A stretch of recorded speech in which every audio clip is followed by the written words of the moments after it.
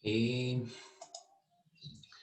vámonos para nuestro documento para que continuemos.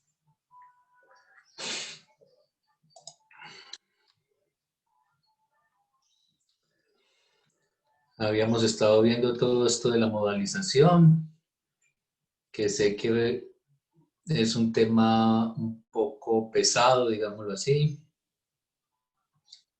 pero muy importante sobre todo para entender que la posición del sujeto con respecto a sus dichos siempre hay que tenerla muy, muy presente.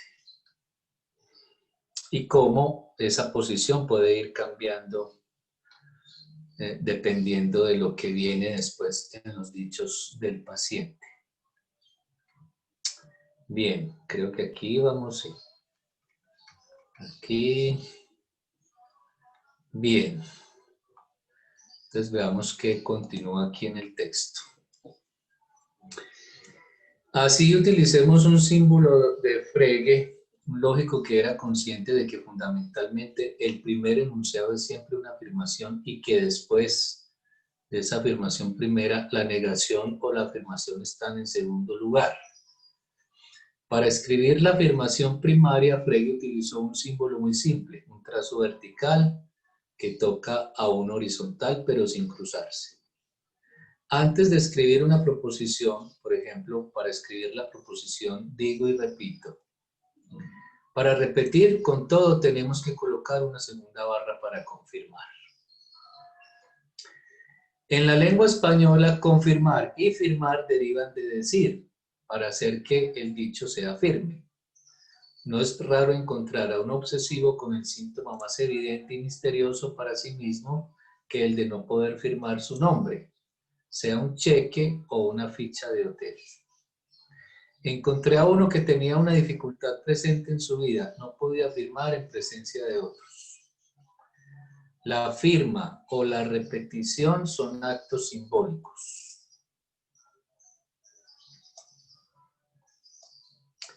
No es la misma cosa decir, usted no me gusta, y ante la respuesta del otro decir, digo y repito, o decir, digo pero niego. Lo que Freud llamó la Verneinung, ese desmentido que vimos también en la clase pasada, es justamente decir y negar, y no decir y repetir, o decir y confirmar. Eso nos lleva inmediatamente a la cuestión de saber en qué sentido el sujeto habla en su propio nombre. Esto es importante. El sujeto puede venir, por ejemplo, hablando en nombre de su pareja, en nombre de su familia, a quien atribuye el dicho de que sus síntomas ya no son soportables. Una paciente llegó a mi consulta para pedir un análisis. Venía con su esposa y solamente ella era la que hablaba. En cuanto al futuro paciente, estaba mudo. Ella hablaba por él. Se trata de un histórico que precisaba, de hecho, hacerse representar por una mujer en su demanda de análisis. Esa demanda, extraña en la forma de manifestarla, condujo posteriormente a la mujer a pedir también un análisis. Una madre puede conducir a su hijo a un análisis, pero después de algunos momentos se descubre que la demanda era realmente suya y el hijo estaba allí como sustituto para una demanda que el sujeto no podía asumir. Esto es muy frecuente cuando los padres llevan a sus hijos a terapia. Al cabo de unos momentos o en una segunda sesión, los padres, ya sea la mamá o el papá, se dan cuenta que son ellos los que están demandando la terapia.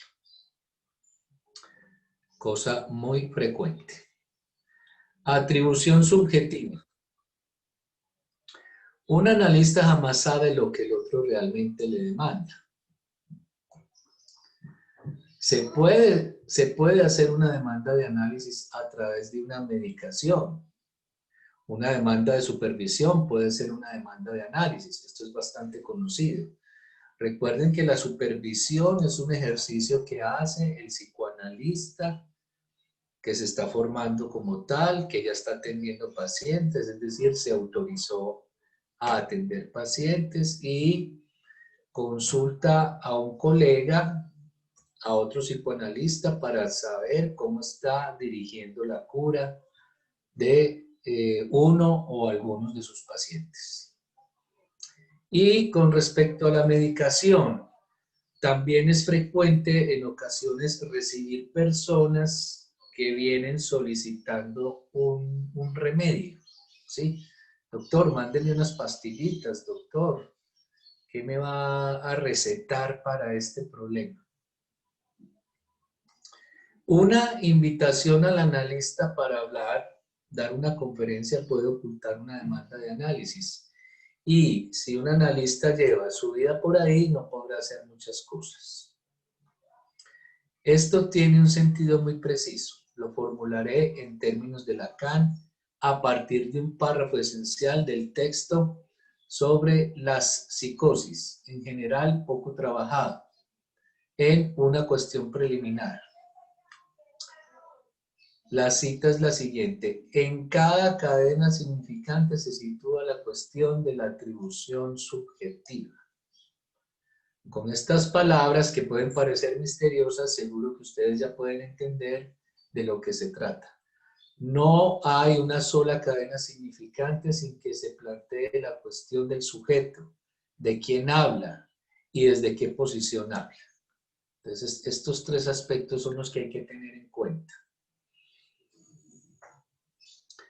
El sujeto, quién habla y desde qué posición.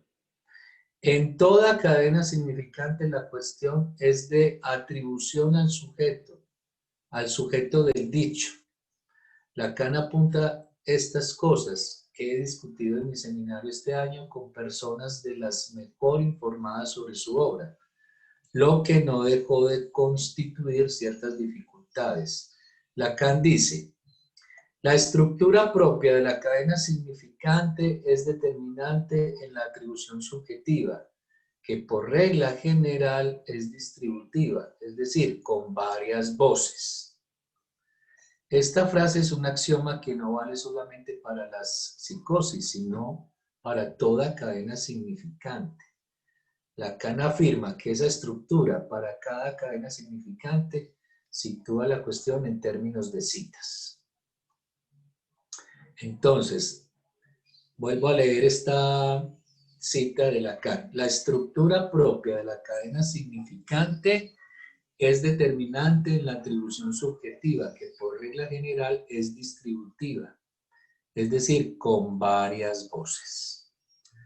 En general, no hay una unidad de la cadena significante desde el punto de vista de la enunciación.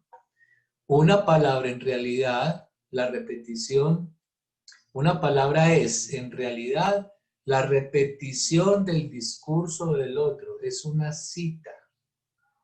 Es la voz del padre cuando el sujeto dice, por ejemplo, soy un don nadie. Hasta cierto punto es otra voz que de este modo implica ese análisis. Y por lo general es así cuando hablamos. Cuando hablamos, estamos citando las voces de otros. Estamos citando a otro, al discurso del otro. Bueno, y así definió Lacan al inconsciente. El inconsciente es el discurso del otro. Fundamentalmente, la cadena significante es polifónica, o sea, hablamos a varias voces. Hablamos modificando continuamente la posición del sujeto. Es que esta es la parte como importante de todo este capítulo, que tiene que ver justamente con la modalización de los dichos. Es decir, que ubicar al sujeto es muy variable. El sujeto se lo puede encontrar en diferentes posiciones en la medida en que él va encadenando sus dichos, formando una cadena significante. Muchas veces estamos serios, poco después saltando, amenazando. Es el teatro de la palabra. Es por eso que existe el teatro, es un hecho humano fundamental, porque en el teatro las diferentes voces son encarnadas. Este es un punto clave, tanto para la doctrina de las neurosis como de las psicosis. Ahí está también la importancia de la puntuación como método psicoanalítico. Esto es un aspecto muy importante e interesante. La puntuación justa depende de cómo el analista fija la posición subjetiva. No hay palabra más esencial que la que dice el analista para fijar la posición subjetiva. Se puede en ese punto reconocer una palabra de verdad. Por ejemplo, las alucinaciones. El sujeto histérico tiene derecho a tener alucinaciones, pero de ningún modo son las mismas que las alucinaciones psicóticas. La posición subjetiva de la histeria frente a las alucinaciones es totalmente diferente a la de la psicosis frente a las suyas. Para un psicótico, a pesar de no conocer todos los detalles de sus alucinaciones, la alucinación es un punto de certeza. Esto lo hemos subrayado también bastante. Todo a su alrededor puede ser confuso, pero no la alucinación. Él escuchó una voz en su cabeza, por ejemplo, cuando se escucha una voz. Entonces, ese punto de certeza es fundamental para el diagnóstico de la estructura psicótica. El sujeto histérico puede esforzarse para eso. Sin embargo, si lo hacemos hablar, podemos escuchar que la terrible alucinación no tiene para el sujeto ningún punto de certeza. Muy distinto a la psicosis. Una alucinación o una supuesta alucinación en la histeria no tiene ningún punto de certeza. Es importante para el analista desde el primer momento, al tratar a un sujeto histérico, no alimentar ese discurso sobre las alucinaciones. Encontré en un momento dado a una joven histérica que, al atravesar los jardines de Luxemburgo para venir hasta mi consultorio, me contó al llegar que le parecía que todo el mundo a su alrededor hablaba en su cabeza y que hubo transmisión de pensamiento con una persona en el jardín. Después de algunos minutos de ese relato, con el cual quería pasar con el cual quería pasar por loca, fue necesario cortar diciéndole: usted se quiere presentar como una loca. Es una intervención del analista, una interpretación que hace Miller a esa situación de esta paciente. Con lo que yo puntuaba, este es el asunto importante, casi que el analista lo que hace es ponerle una puntuación al discurso del paciente. Y ustedes saben que la puntuación es lo que permite darle un sentido a los dichos, un sentido a las palabras, un sentido al discurso, como lo podemos ver en un texto escrito perfectamente. Si le quitamos la puntuación a todo este texto, ya no vamos a entender nada. Entonces, lo que hace el psicoanalista de cierta manera es poner una coma donde vaya una coma o un punto aparte, etc. Cristian, te escuchamos. Profe, buenos días. Buenos días. Buenos días, compañeros. Profe, una duda frente a este apartado de la alucinación en la estructura histérica. La alucinación que se ubica en este discurso del histérico está a favor del síntoma, me explico, donde hace hincapié aquí Miller frente a no alimentar ese discurso de la alucinación, es porque esa estructura histérica, por así decirlo, se basa o se vale del discurso de la alucinación para exacerbar o potenciar esa imagen que él quiere dar al otro. Es Ah, una sí. duda que me surge ahí. Sí, es más o menos lo que explicó aquí Miller, que si se alimenta las alucinaciones de la paciente histérica, ella va a exacerbar la posición que quiere presentar al otro, que en este caso que nos está contando Miller, ella quería pasar por loca. Entonces, claro, no hay que darle, entonces, eh, ¿cómo lo dice por aquí Miller? No hay que darle, mm, pues no hay que alimentar esas alucinaciones que supuestamente está presentando la histérica, porque además va a seguir alucinando y va a alucinar todavía más, con el propósito de presentarse, tal y como lo señala aquí Miller con esta paciente, como una loca. Entonces sí, no, lo que dices me parece muy coherente, Cristian. Bien, entonces, yo puntuaba justamente la posición en relación con el dicho, indicándole que todos sus dichos no iban a ser tomados en serio. Nada es más importante en el análisis que esto. Eso es la dirección de la cura. Saber lo que debe y lo que no debe ser tomado en serio. Imagínense lo que está diciendo aquí Miller. Nada es más importante que esto. Saber qué se toma o no en serio en un análisis. Es posible que el analista se interese por una alucinación histérica, pero si manifiesta ese interés, esa alucinación puede durar meses porque para satisfacer o frustrar su deseo manifestado por las alucinaciones, el sujeto histérico puede producir esto a lo largo de mucho tiempo. No es que sea teatro, se trata de responder, eso es lo que está haciendo la paciente, responder al deseo del otro, que ella lee en la demanda que hace el analista al interesarse en sus alucinaciones. Entonces es algo así como, él quiere escuchar mis alucinaciones, está interesado en ellas, entonces seguiré alucinando. Hay casos en los que el analista produjo todos los efectos que más tarde trata de describir.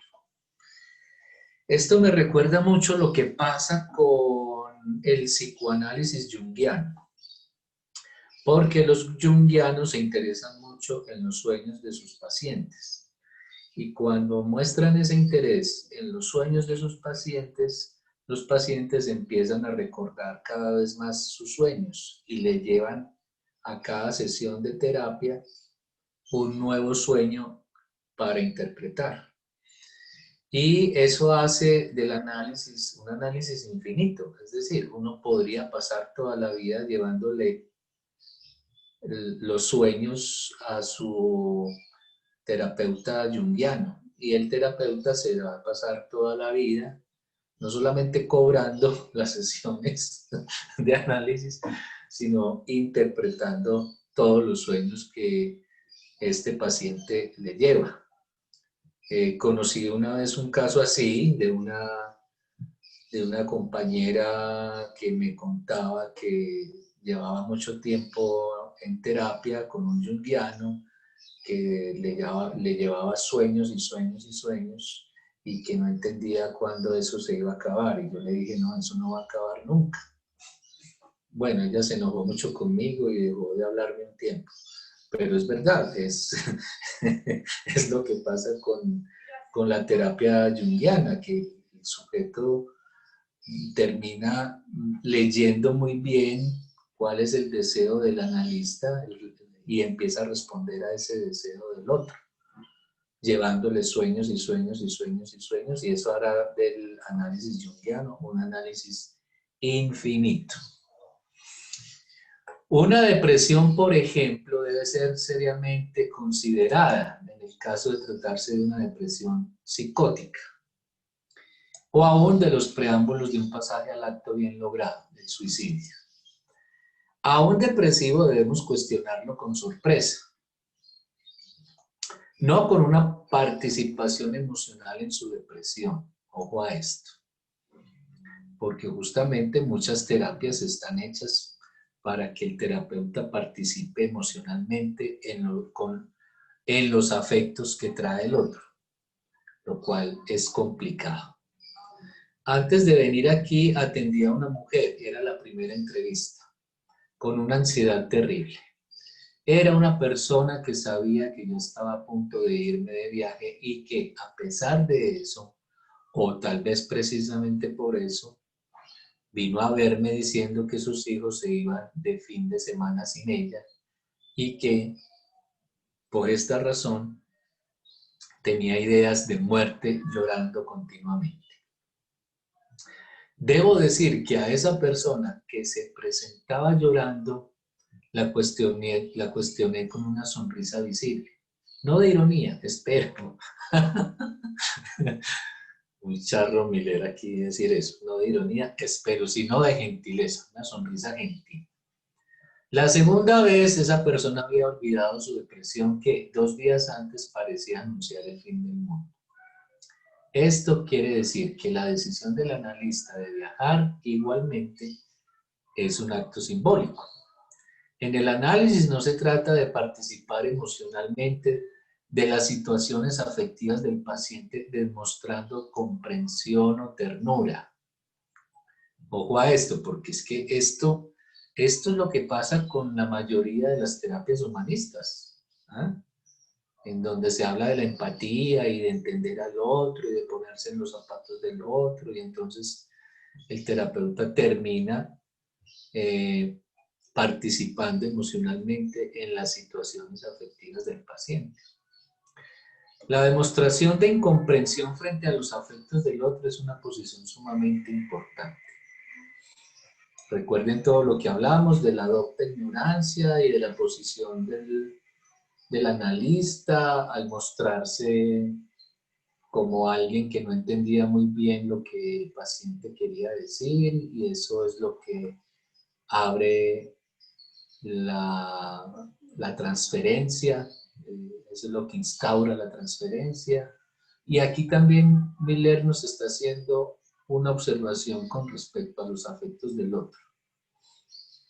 Demostrar incomprensión. Esta demostración de incomprensión por parte del analista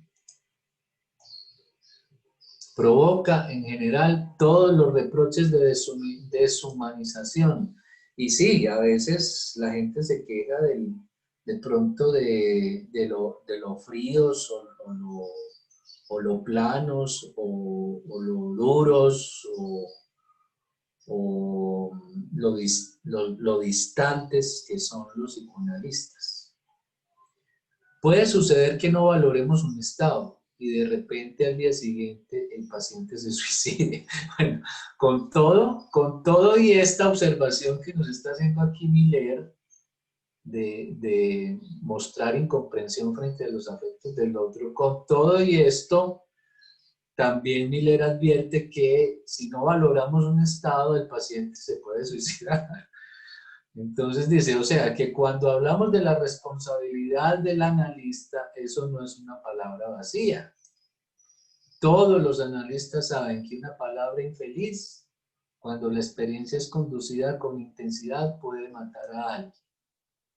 Si la experiencia analítica es conducida con un tipo de asistencia social personalizada, los riesgos son menores.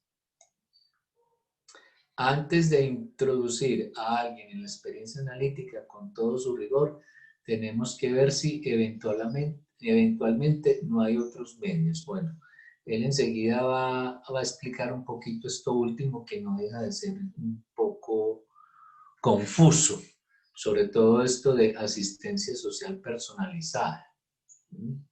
Bueno, el dicho puede modalizarse de tal modo que una demanda de cambiar, quiero cambiar, puede revelarse como una demanda de no cambiar. Puedo dar ejemplo de eso con una reciente demanda de análisis en París. Un hombre llega sin su mujer. pero presentándose como marido, presentándose como alguien que tiene una esposa, que inició un análisis y a quien después de algunos meses ya no puede reconocer como su esposa. El análisis cambió a su mujer y, por otra parte, él tampoco está nuevo en la dimensión analítica, pues ya se analizó durante mucho tiempo. Aquello que él desea, lo que pide del análisis es lo siguiente. Con certeza su mujer se prepara para separarse y él quiere, a través de un nuevo análisis, prepararse para esa separación. Esa es una forma de demanda de análisis. Después de algunos minutos surge en el relato que durante años este marido mantuvo a su mujer bastante atada y se consideraba como la referencia fija de su mujer, su punto de referencia. En la medida en que ella precisaba de eso, él se constituyó en esa función. Parece que esa fue también la posición del padre del paciente con relación a su mujer, su madre, loca, pero no propiamente psicótica. Su padre se consideraba el jefe de la casa y el paciente creía que esta posición era exactamente lo que su mujer necesitaba. Ahora, a través de su análisis, ella había tomado cierta distancia con relación a su posición anterior, pasando a quejarse de las observaciones despreciativas que su marido le dirigía. Ahora ella decía, tú siempre me haces sentir inferior delante de los otros. Cuando le pregunté si eso era verdad, él respondió, sí, ella no sabe qué hacer y necesita a alguien que la dirija. Entonces, esa es la posición de este sujeto.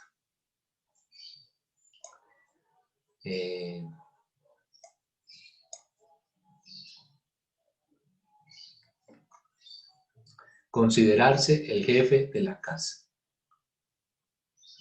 como su padre. Es claro que su demanda de análisis era en el sentido de no cambiar, la demanda de análisis de él. O sea, él prefería aceptar su pérdida a cambiar cualquier cosa de sí mismo, manteniéndose en la misma posición. Y eso a pesar de perder a su mujer. Este caso es muy interesante por eso, porque Miller nos está mostrando aquí a un sujeto que va a terapia, pero no quiere cambiar su posición. No quiere cambiar. En el fondo no quiere cambiar. Habría que preguntarse si habría que esperar de todos los pacientes que van a terapia un cambio, o si es necesario que quieran cambiar algo para poder recibirlos como nuestros pacientes.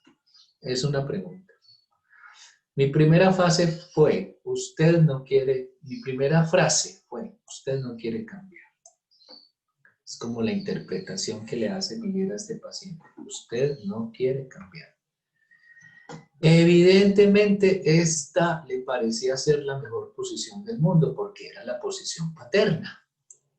Muestra ser un neurótico obsesivo muy decidido y la inferioridad supuesta de su mujer era para él una condición de su deseo. Creo que lo mencionamos la otra vez con relación al neurótico obsesivo. El obsesivo necesita en el otro una falta, un error, una falla. Y eso es lo que desencadena el interés del neurótico obsesivo por una mujer. Que a la mujer como que le falte algo.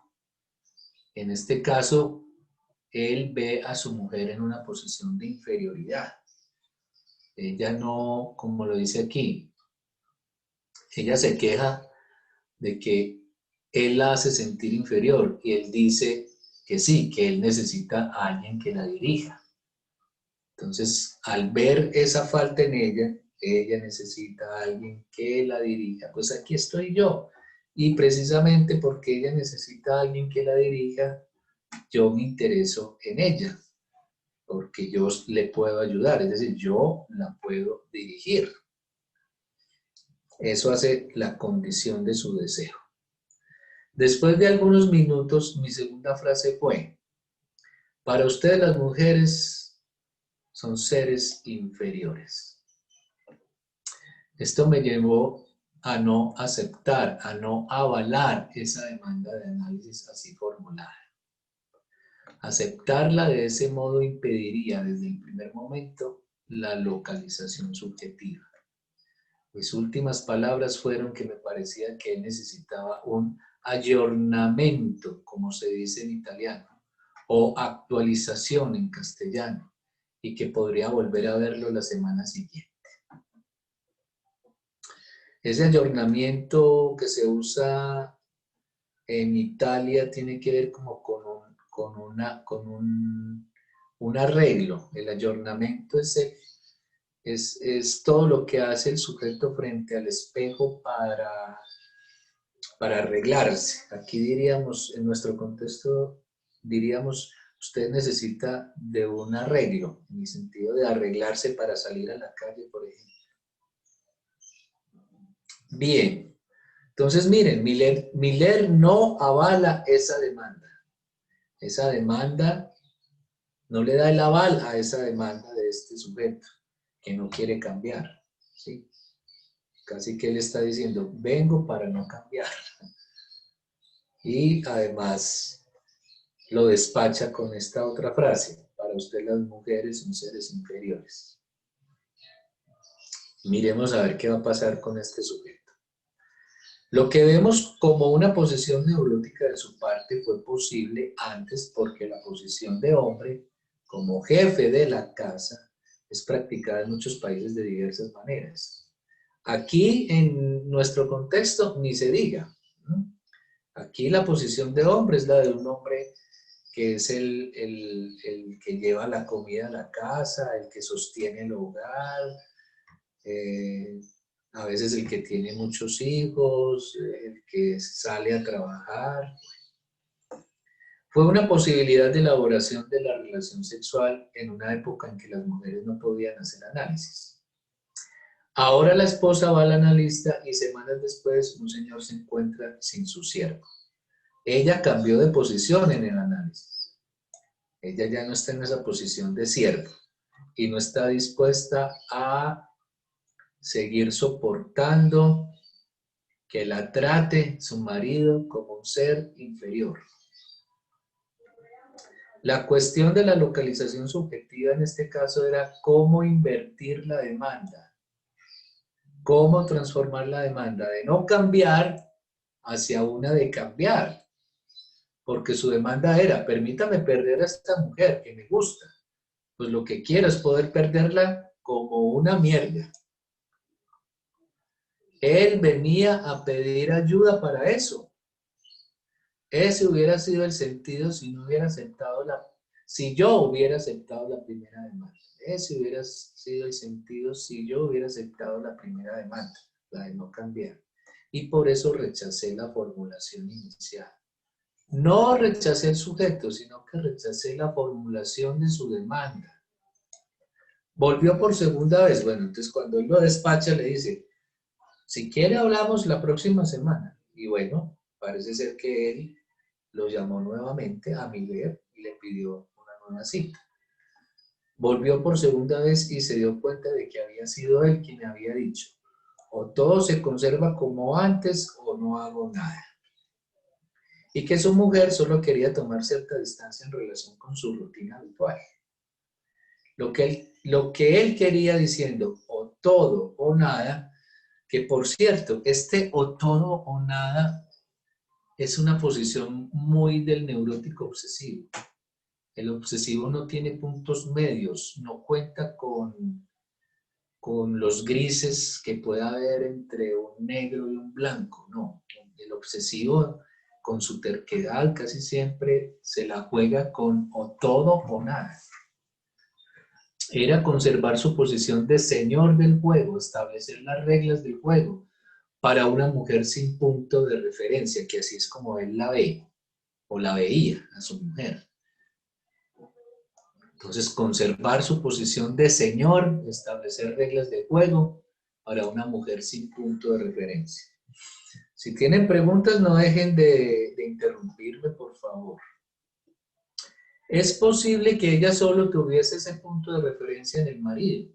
Hay muchos matrimonios formados en alianza entre entre una histérica sin punto de referencia y un neurótico obsesivo que se sacrifica para constituirse como tal.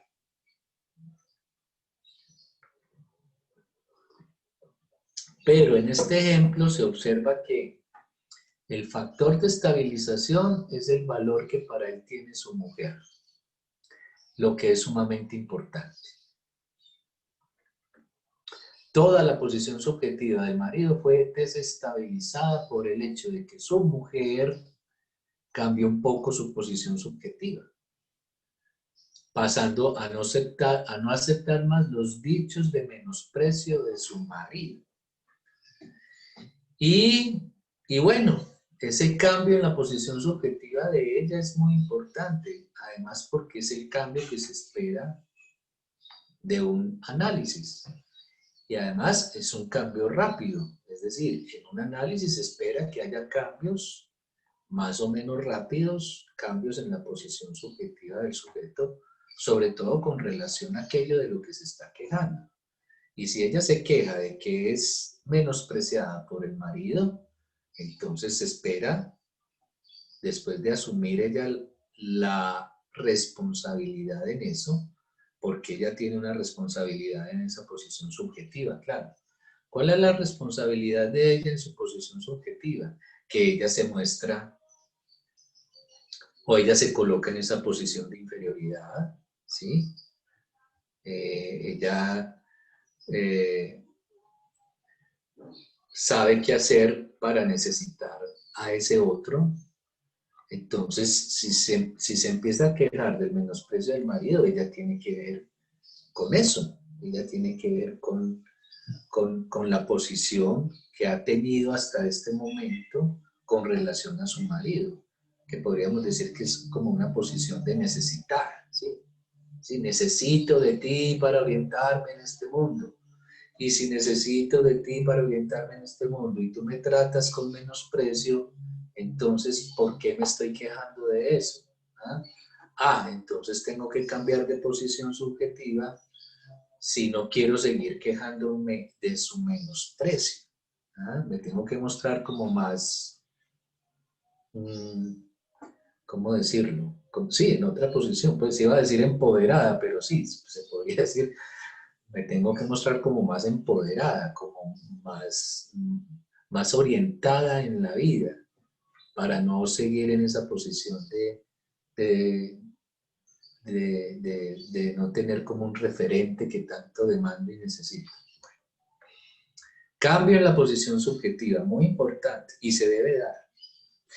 Y se debe dar pronto, sobre todo con relación a la queja que se lleva al análisis, sobre todo con relación a cuál es mi responsabilidad en esa queja, en eso en eso de lo que me estoy quejando, cuál es mi responsabilidad. Entonces va a haber cambios subjetivos del sujeto con relación a esa queja, y a eso es a lo que se le llama rectificación subjetiva. Ya lo vamos a ver enseguida en el texto. Pues no sé si hoy, pero sí enseguida en el texto. Bueno, Manuela, ¿cómo vas? Profe, bien, no, hasta ahora no he tenido ninguna pregunta, por eso no he intervenido. Bueno. Con estos ejemplos que está dando Miller, vamos a entender retroactivamente todo lo que vimos antes con relación a la posición subjetiva, localización subjetiva, modalización de los dichos, en fin. Esto nos va a dar mucha claridad. Por eso terminé la clase de la vez pasada diciéndoles, esto que hemos visto hoy es difícil, complejo y duro, muy pesado. Pero ya con los ejemplos que nos trae aquí Miller, vamos a ir comprendiendo mucho más y mejor ese aspecto teórico y formal de la teoría. Bueno, se observa que el sentido de realidad de este sujeto está vinculado al hecho de que el otro, su mujer, debe mantener la misma posición asignada, la que él le asigna a su mujer.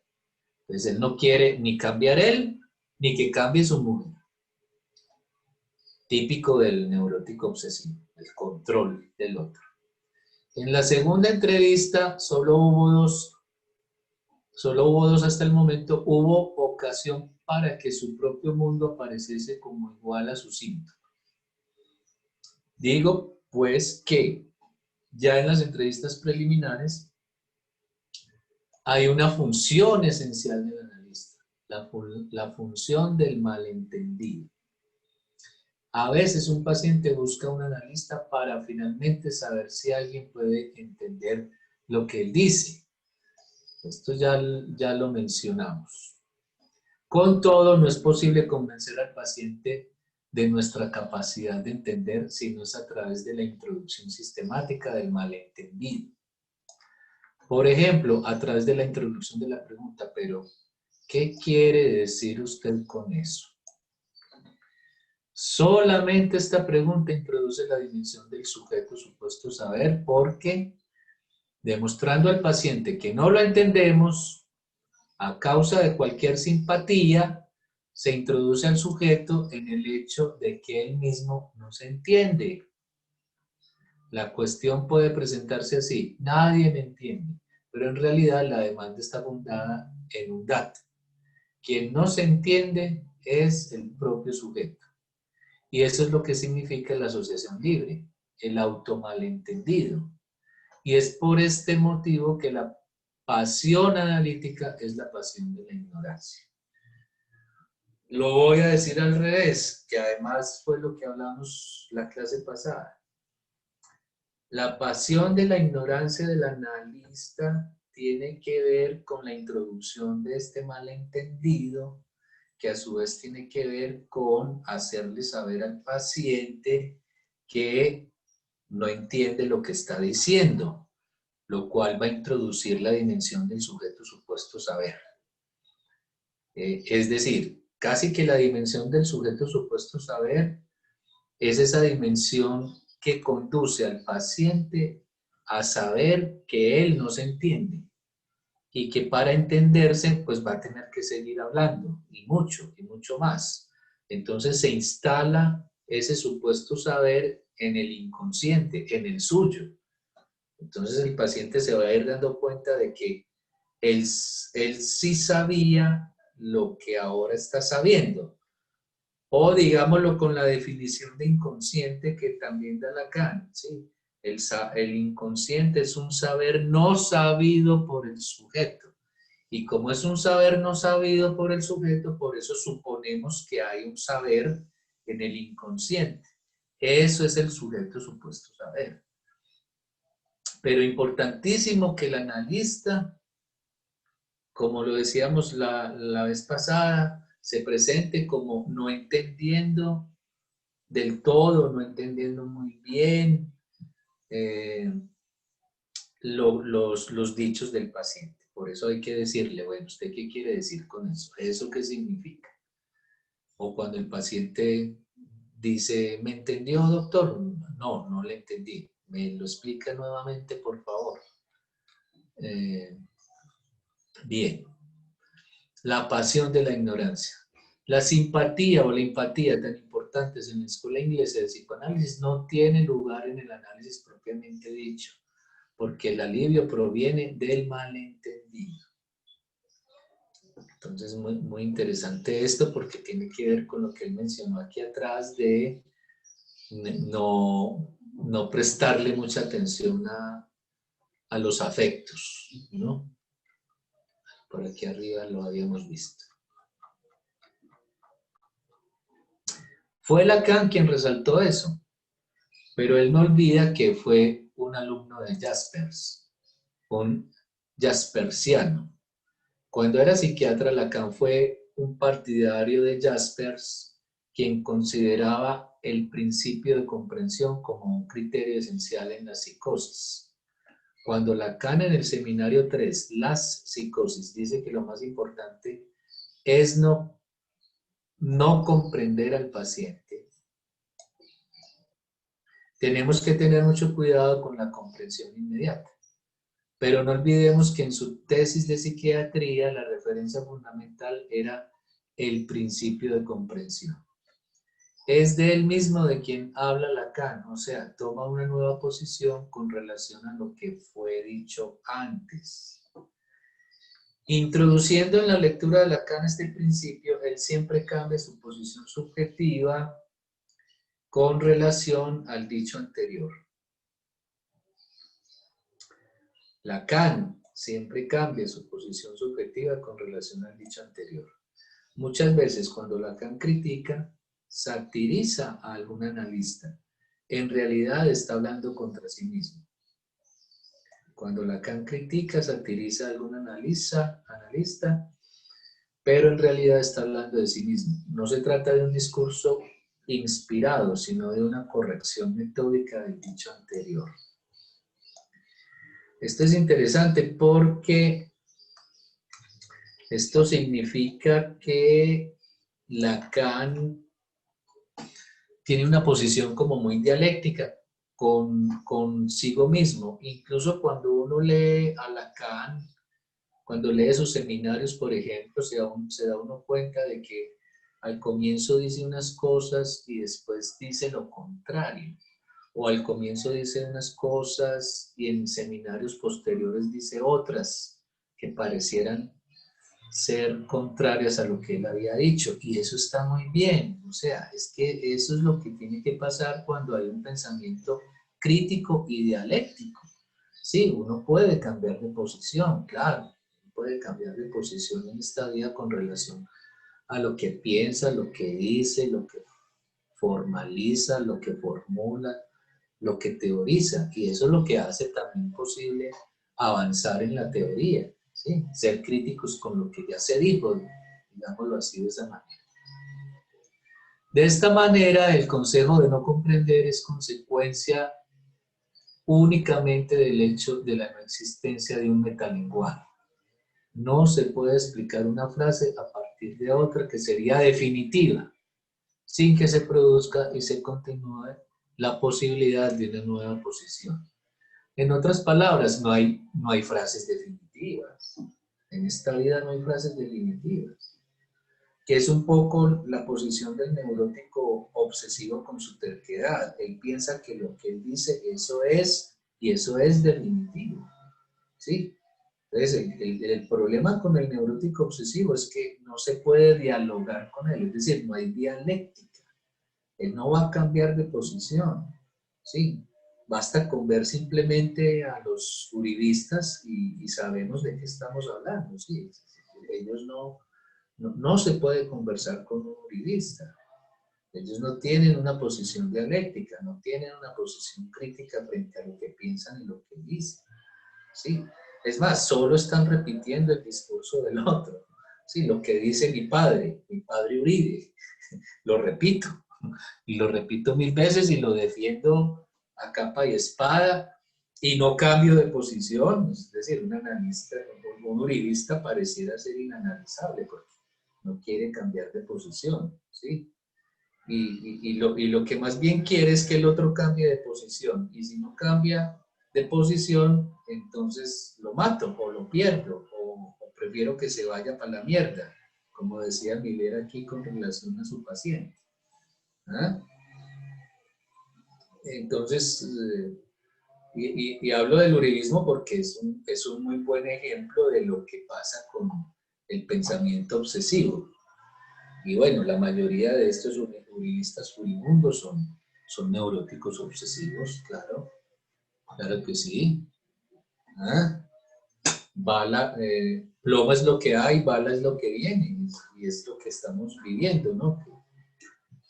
Con la muerte de los líderes sociales, ¿sí? Se los mata porque no piensan como yo.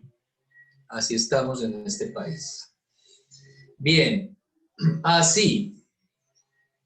La localización subjetiva consiste en hacer aparecer la caja, esa caja vacía donde se inscriben las variaciones de la posición subjetiva. ¿Sí? Todo lo que vimos, lo que vimos con relación a lo que Miller llama aquí modalización. Es decir, que no hay una sola posición, digámoslo así, no hay una sola posición subjetiva en el sujeto. ¿Mm? Es como tomar entre paréntesis lo que el sujeto dice y hacerle percibir que toma diferentes posiciones, modalizadas, con relación a su dicho. A veces un sujeto puede decir, no me importa lo que digo. Tenemos que ver si eso es verdad o no. Para un sujeto para el que las palabras no importan, no tenemos certeza de si podrá hacer un análisis. Pero si eso significa, lo que me importa es lo que usted diga, ahí cambia todo. ¿Qué es el sujeto? El sujeto es esa caja vacía. Es el lugar vacío donde se inscriben las modalizaciones, es decir, las diferentes posiciones subjetivas del sujeto con respecto a lo que él dice. Ese vacío encarna el lugar de su propia ignorancia, encarna el hecho de la modalidad fundamental que se debe hacer surgir a través de todas las variaciones. La modalidad es la siguiente. Yo, el paciente, no sé lo que digo.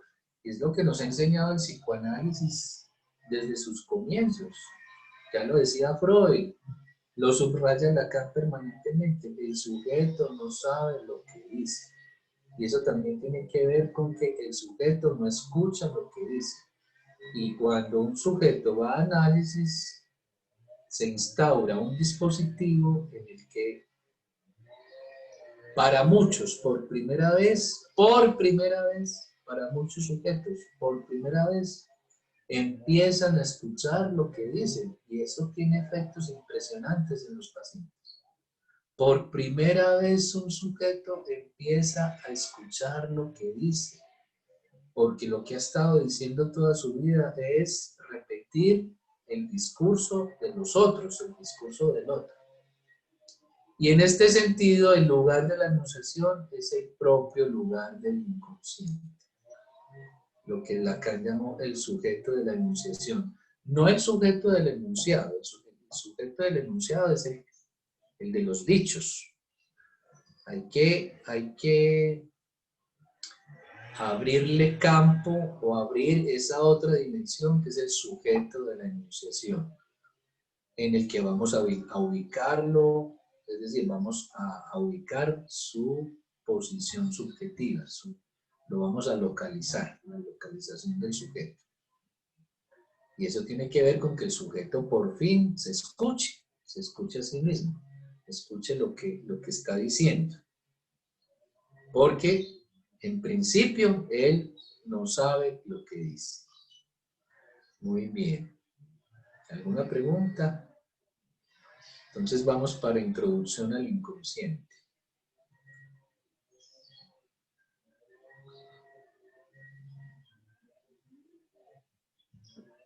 Que tiene que ver con eso último precisamente, es decir, que el sujeto, cuando el sujeto por fin empieza a escuchar lo que dice,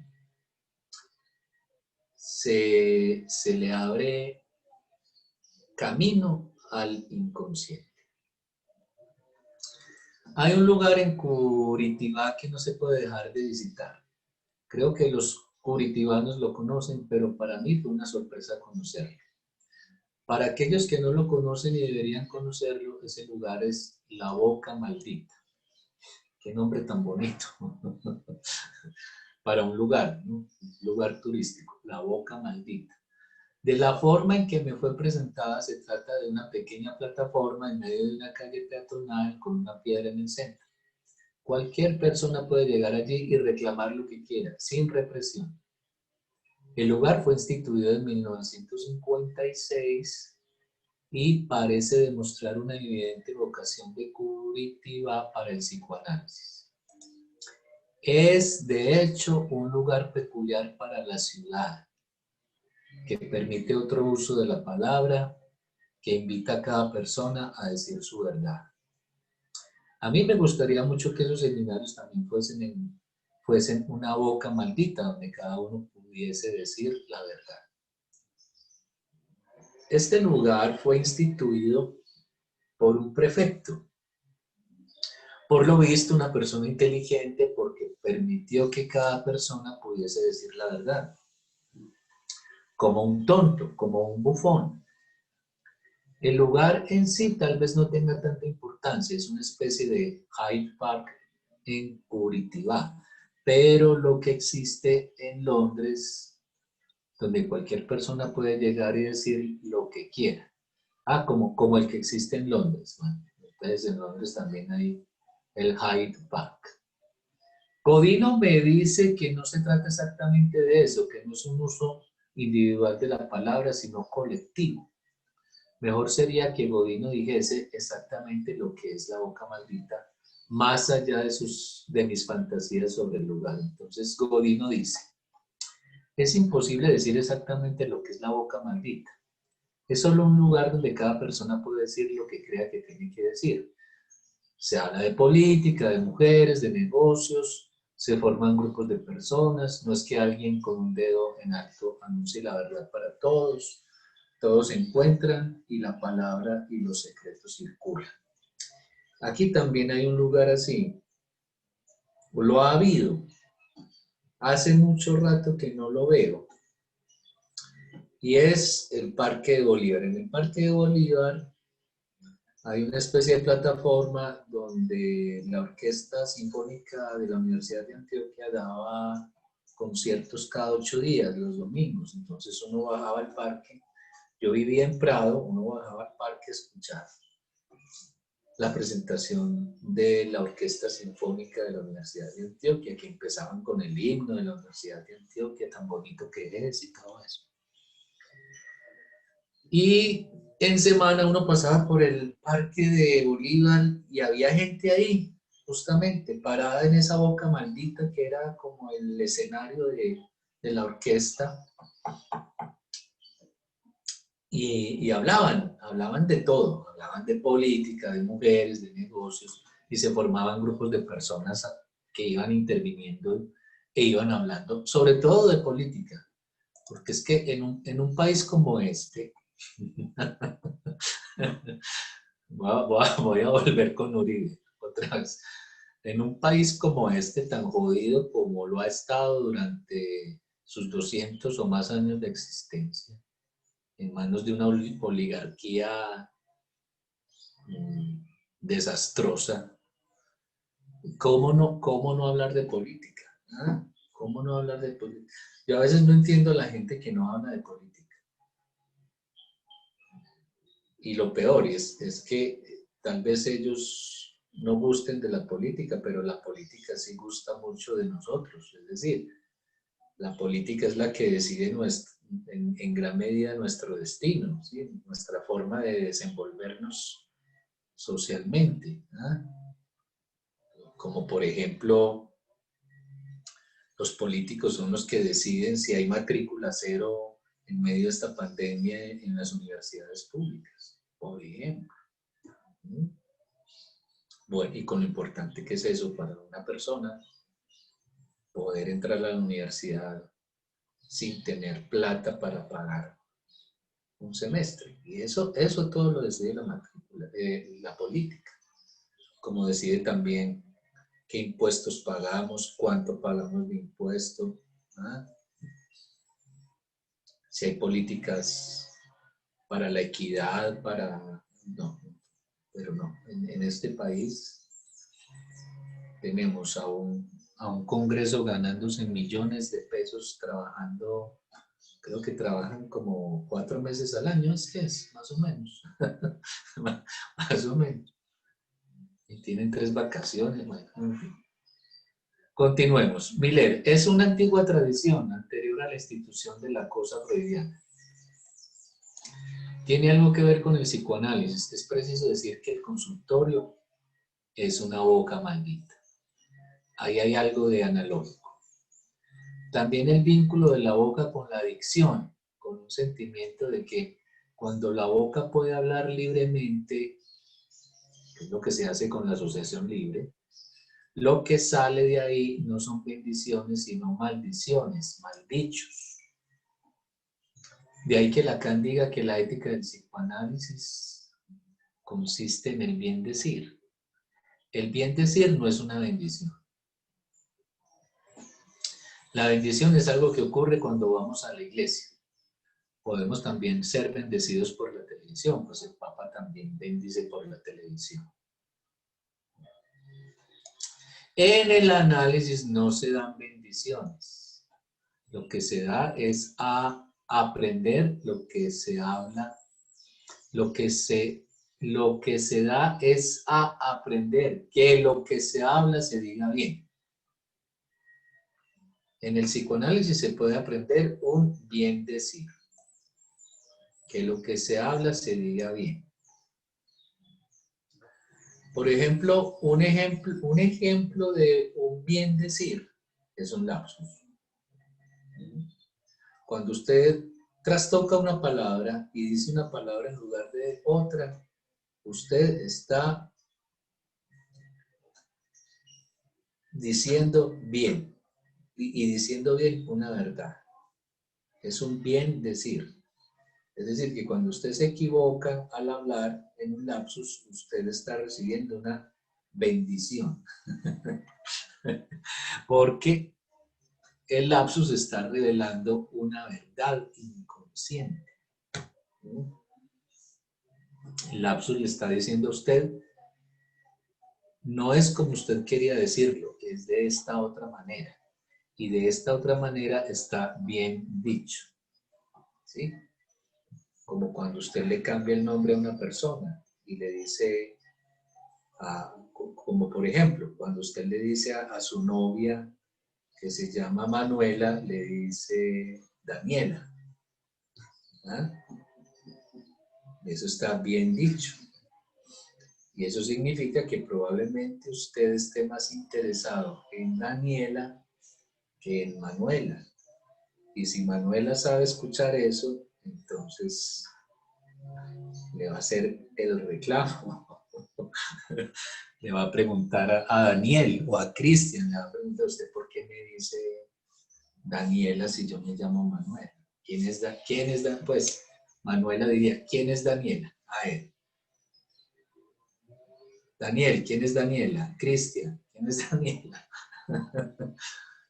Entonces, usted ha recibido una bendición, una maldición para Manuela, pero una bendición para usted, porque si usted escucha bien lo que dice, usted lo que está diciendo, pareciera ser que quiero más a Daniela que a Manuela. Entonces tengo que tomar decisiones en esta vida, tengo que tomar una decisión. O bueno, o puede modalizar eso, por supuesto. Claro que lo puede modalizar, puede decir, no, pues Daniela me gusta mucho, pero a la que amo es a Manuela. Pues ya vienen después las modalizaciones, claro. Usted puede, Profe, dime Manuela. pero siempre frente a un lapsus, obviamente dentro del dispositivo analítico, siempre frente a un lapsus se corta una sesión o hay veces que se deja, pues que se le puede hacer como, ¿cómo se dice? Como el señalamiento al paciente y dejar que continúe. Pues frente a un lapsus lo que hay que hacer, creo yo, es invitar al paciente a hablar de su equívoco.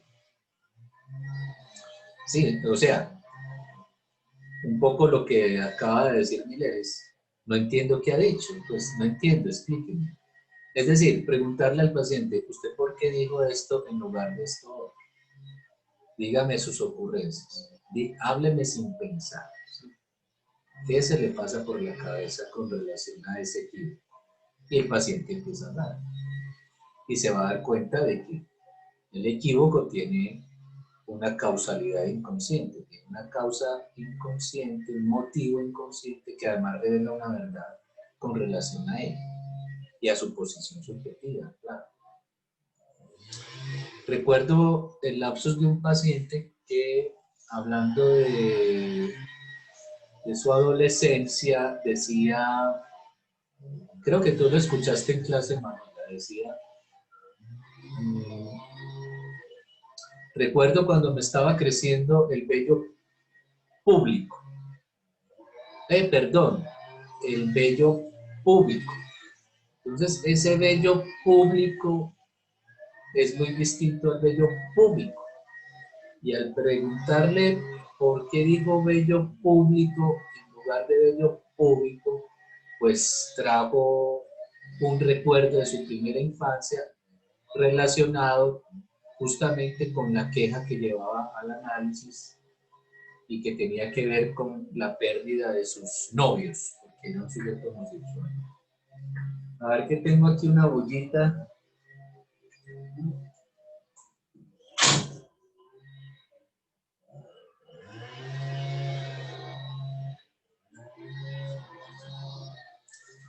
No sé por qué aquí la persona que no sé si está barriendo hojas o cortando el césped, como que se entera que tenemos clase todos los jueves a esta hora y todos los jueves a esta hora llega a barrer o a cortarse el césped.